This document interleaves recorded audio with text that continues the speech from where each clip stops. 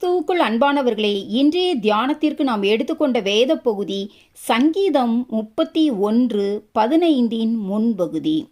என் காலங்கள் உமது கரத்தில் இருக்கிறது. நம்முடைய காலங்கள் நம்முடைய கரத்திலும் எந்த மனிதனுடைய கரத்திலும் சாத்தானின் கரத்திலும் இல்லை. மாறாக நம்முடைய காலங்கள் நம்மை உண்டாக்கின தேவனுடைய கரத்தில் இருக்கிறது. ஆகையால் தேவனுடைய கரத்தில் இருக்கும் நம்முடைய காலங்கள் எப்பொழுதும் பாதுகாப்பானதாகவும் நம்முடைய வாழ்க்கைக்கு ஏற்றதாகவும் இருக்கிறது. ஒருவேளை நம்முடைய வாழ்க்கையில் எதிர்காலத்தை குறித்த பயம் நம்மை ஆட்கொண்டிருக்குமானால் நாம் பயப்பட வேண்டிய அவசியமில்லை. ஏனென்றால் நம்முடைய காலங்களை தேவன் குறித்திருக்கிறார். மேலும் கர்த்தர் நல்லவர். ஆகவே நம்முடைய வாழ்க்கையில் நாம் தேவனை சார்ந்து கொள்ளும்போது அவர் நிச்சயமாக நன்மையான காரியங்களை செய்வார். அப்போஸ்தலர் 23:11 அன்று ராத்திரியிலே கர்த்தர் பவுலின் அருகே நின்று, பவுலே, திடன் கொள், நீ என்னை குறித்து எருசலேமிலே சாட்சி கொடுத்தது போல ரோமாவிலும் சாட்சி கொடுக்க வேண்டும் என்றார் என்று பார்க்கிறோம்.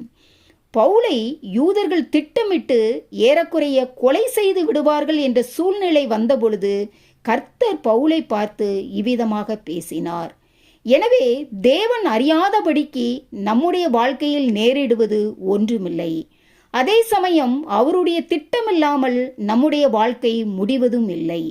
ஆகவே நாம் ஒவ்வொரு நாளும் நம்முடைய வாழ்க்கையை தேவனுடைய கரத்தில் ஒப்புவித்து அவர் நம்மை கொண்டு திட்டமிட்டிருக்கும் காரியங்களை நாம் தைரியமாக செய்யலாம்.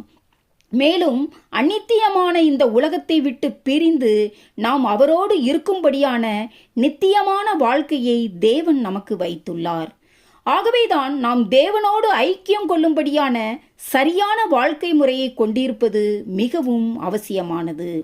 எனக்கு அன்பானவர்களே, நம்முடைய காலங்கள் தேவனுடைய கரத்தில் இருக்கிறது என்ற அசையா நம்பிக்கையுடையவர்களாய், கர்த்தரிடத்தில் உண்மையுள்ளவர்களாய், அவரோடு ஐக்கியம் கொண்ட வாழ்க்கையை வாழும்போது தேவன் நம்முடைய வாழ்க்கையை பொறுப்படுத்தி செயல்படுவார் என்பதை அறிந்தவர்களாய் வெற்றியோடு நம் ஓட்டத்தை ஓட தேவன் தாமே நம் ஒவ்வொருவருக்கும் கிருபை புரிவாராக.